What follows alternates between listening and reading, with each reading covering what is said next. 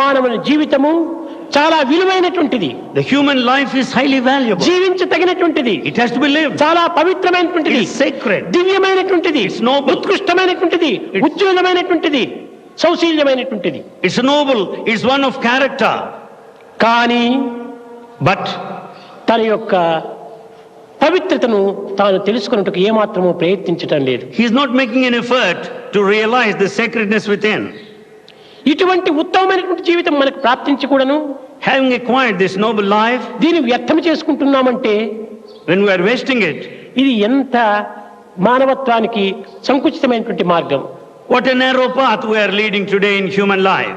అయితే ఇటువంటి ఉత్తమమైన భావములు మానవుని యందు ఉండినప్పటికీ Though there are noble feelings within man, ఒక్కటి మాత్రము చాలా అల్పంగా ఉంటుండాది మానవుని యందు. one is present at a low key within ఆయు man. ప్రమాణము అల్పము.